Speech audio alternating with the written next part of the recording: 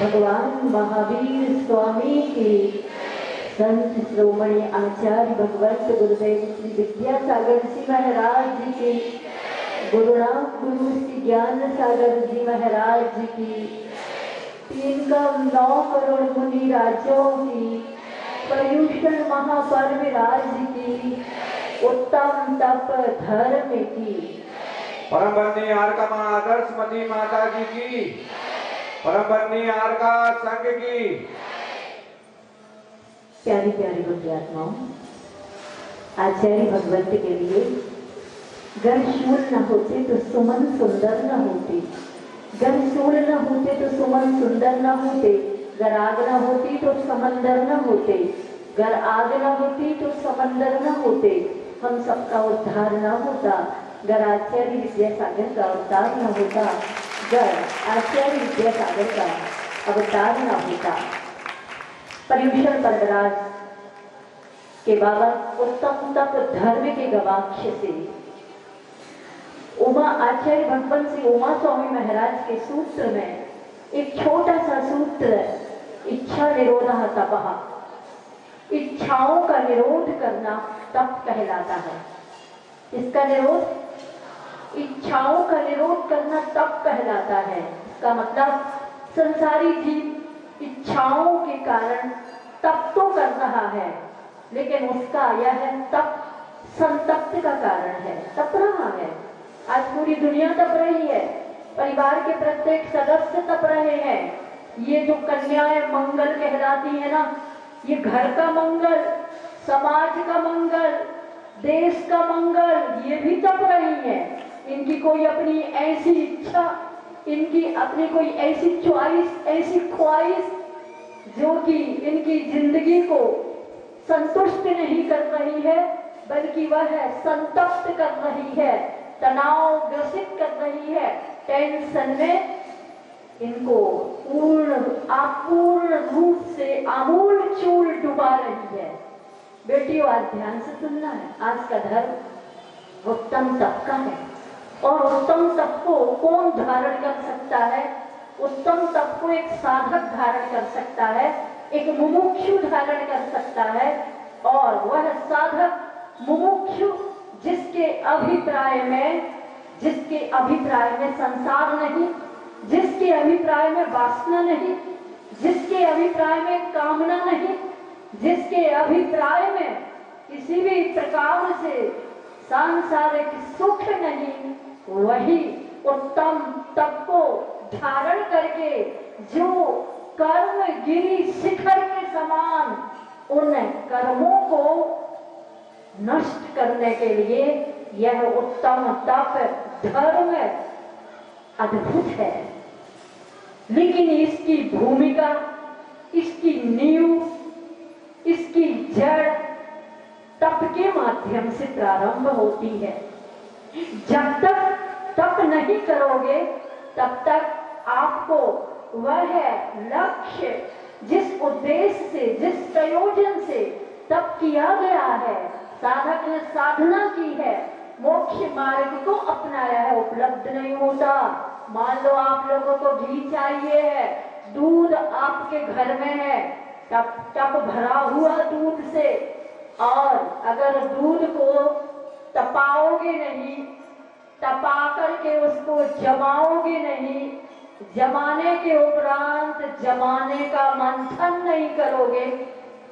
आज तो दुनिया अंधाधुंध मंथन करती ही नहीं, ना ही मंथन माता पिता करते हैं, ना ही मंथन उनकी संतान करती है, न बेटियां मंथन करती है, न बेटे मंथन करते हैं, तो नवनीत नहीं निकलता। और जब नवनीत नहीं निकलता है तो वो जिस सुख के लिए, जिस कैरियर के लिए वो अपना पूरा का पूरा जीवन वासना के लिए सौंप देती है, कामना के लिए सौंप देती है, संस्कार विहीन जीवन इनकी बुझी हुई मशाल बन जाती है। सुन रही हो ध्यान से कि नहीं? मेरी भाषा कठिन तो नहीं, बिल्कुल सरल भाषा है ना? आज आपको पूरा सुन के ही जाना है। तो जब बुझी हुई मशाल, और अगर आपने कभी बुझी हुई मशाल ना देखी हो तो अवश्य एक मशाल बनाना और मशाल में आग लगाना, और उस आग लगाने के बाद वह स्वयं बुझ जाती है, फिर उसका स्वरूप देखना, उसका स्वरूप कोई भी नहीं देखना चाहता है। ऐसे ही आज की दुनिया में बेटे और बेटियां अपनी दोनों जिंदगी को बुझी हुई मशाल की तरह तड़पती हुई एक एक श्वास जीती है।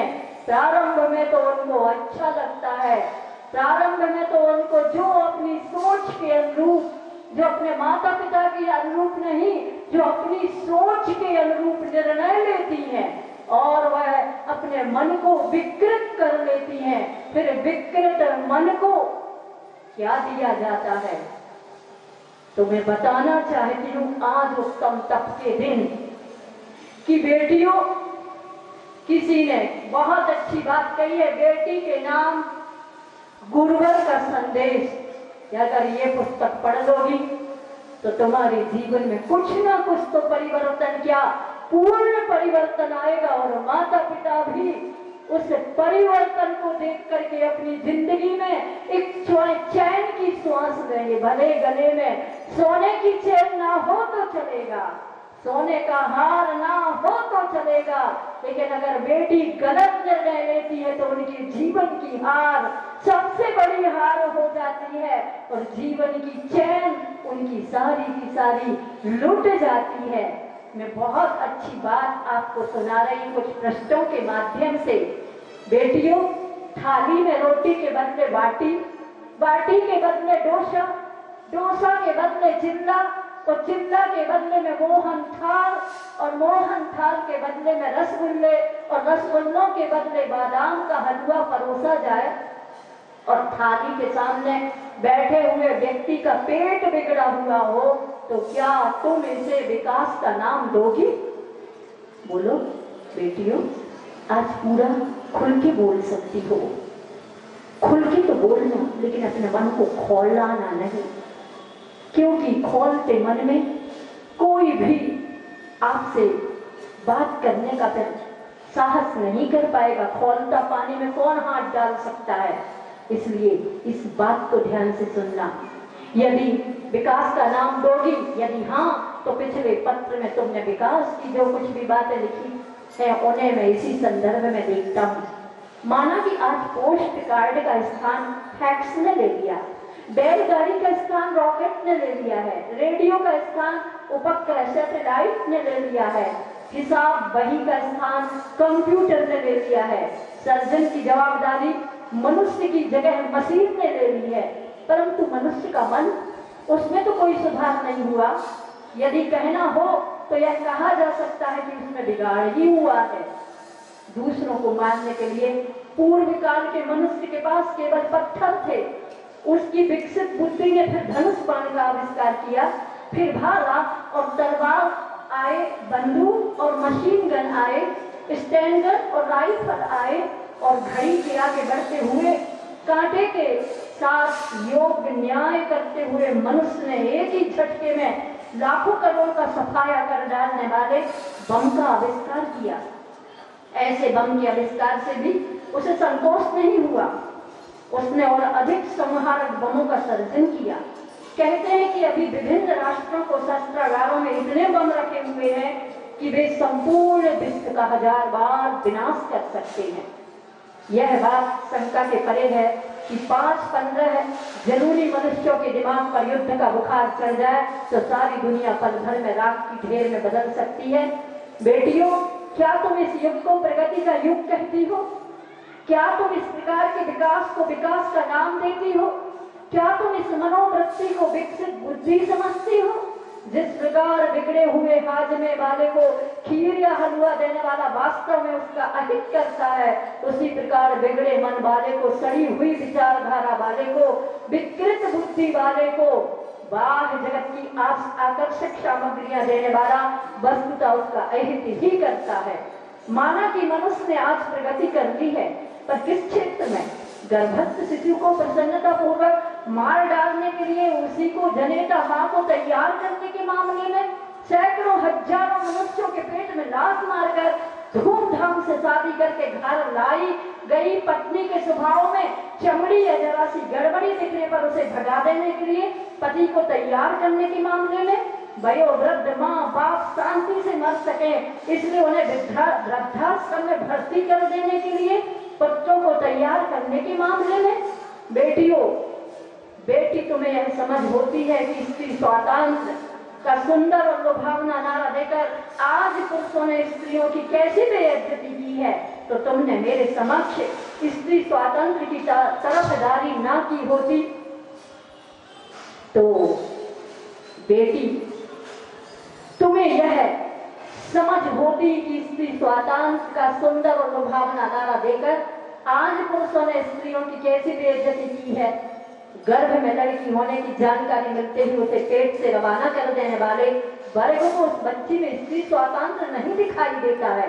यदि नौकरी के लिए ऑफिस दर ऑफिस भटकने वाली स्त्री की चमड़ी का रंग काला हो, वह प्रौढ़ा हो, आकर्षक ना हो, उसके वस्त्र बेकार हो, उसके आंगों पांग भरावदार ना हो, उसमें पुरुषों को स्त्री शरीर भी बिल्कुल गुलाब के फूल जैसा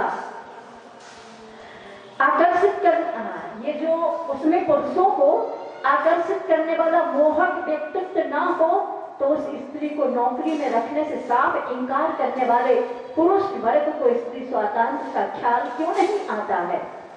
बेटियों, तुम्हें शायद मालूम ना हो, पर कहा जाता है कि जो मनुष्य जहर से नहीं मरता कुदरत उसे कभी गुड़ देकर मार डालती है।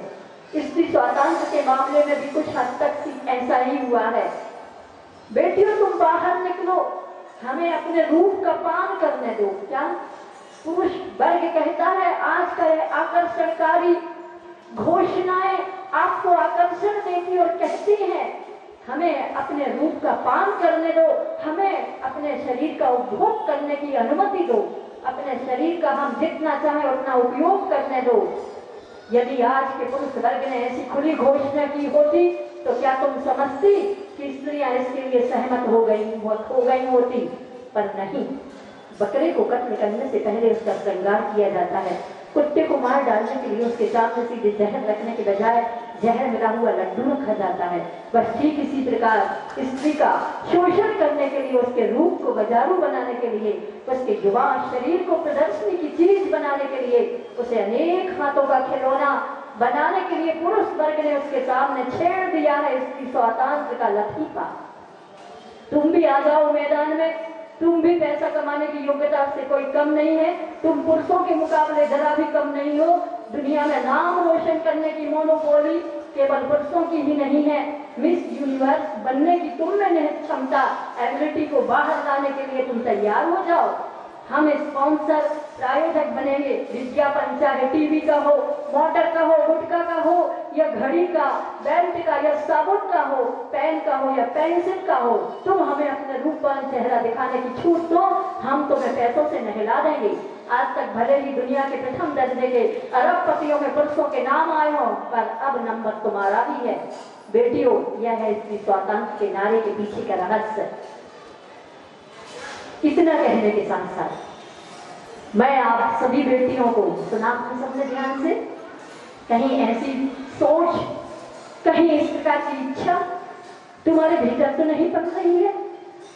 और अगर तुम्हारे भीतर नहीं पड़ रही है, और अगर तुम्हारे भीतर फिर भी अन्य और बेटियों को देख करके जिन बेटियों ने इस प्रकार के निर्णय लिए हैं, इस प्रकार के पथ पर चलने की अपनी इच्छा प्रकट की है, और इस प्रकार से आकर्षण में और पैसों के लोभ में उन्होंने अपने स्त्रीत्व को, अपने नारी चरित्र को, अपनी मर्यादा को, अपनी शालीनता को, अपने आदब को अगर बेच दिया हो, तो मैं उन बेटियों को कहना चाहती हूँ, नीर नहीं तो नदियाँ किस काम की, नीर नहीं तो नदियाँ किस काम की, आंसू नहीं तो आंखें किस काम की, आंसू नहीं तो आंखें किस काम की, धड़कन नहीं तो दिल किस काम का, धड़कन नहीं तो दिल किस काम का। अगर हमारी बेटियों में जोश और होश नहीं तो जिंदगी किस काम की। अगर इन बेटियों में जोश और होश नहीं तो बेटियां किस काम की। बेटियों, तुम अपने माता पिता की, तुम अपने समाज की, तुम अपने धर्म की, तुम अपने कुल की, तुम अपने परंपरा की एक मांगलिक कन्या के रूप में हो।